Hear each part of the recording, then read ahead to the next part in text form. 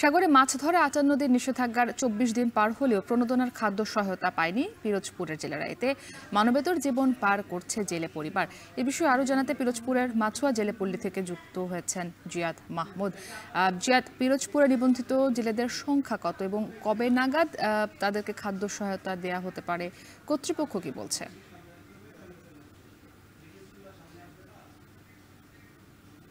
ওকে, আপনি যেমনটি জানিয়েছেন যে আমি যেখানে রয়েছে এটি বিষখালী বলেশ্বর নদীর পাড়ে মাছুয়া নামে একটি গ্রাম, এবং এখানে বেশিরভাগ মানুষই জেলে পেশায় জড়িত বিধায় এই গ্রামের নামও কিন্তু মাছুয়া নামকরণ করা হয়েছে। তো এখানকার খোঁজ খবর নিয়েছি জেলেপল্লীর, একই সাথে আমরা পাড়ের হাট মৎস্য অবতরণ কেন্দ্র সংলগ্ন যে আশেপাশে জেলেপল্লী রয়েছে কিংবা ভান্ডারিয়া, নাজিরপুর সহ পিরোজপুরের ৭টি উপজেলার জেলেপল্লী জেলেদের সাথে এবং যে এখানকার ট্রলার মালিকদের সাথে কথা বলেছি। তারা বলেছেন যে নিষেধাজ্ঞার প্রায় ২০ দিনের বেশি সময় অতিবাহিত হলো। মানে গত ১৫ এপ্রিল থেকে যে নিষেধাজ্ঞা শুরু হয়েছে ৫৮ দিনে, সেই নিষেধাজ্ঞার ২০ দিনের বেশি অতিক্রান্ত হয়েছে। তবে এখনো পর্যন্ত যে খাদ্য সহায়তা জেলেদের চাল, সেই চাল এখনো তারা পাননি এবং কবে পাবেন সেটিও তারা জানেন না। এবং জেলেরা বলছেন তারা যখন সমুদ্রে থাকে, তারা যেমন ঝড় ঝাপটা সহ প্রাকৃতিক দুর্যোগের সাথে যুদ্ধ করেন, তেমনি যখন তীরে উঠে আসেন তখন কিন্তু তারা ক্ষুধা, দারিদ্র কিংবা দাদনের সাথেও তারা প্রতিনিয়ত যুদ্ধ করতে হয় তাদের। তো মানবেতর জীবনযাপন করছেন এখানকার জেলেপল্লীর জেলেরা। তারা বলছেন যে এই মানবেতর জীবন করছেন একদিকে, একদিকে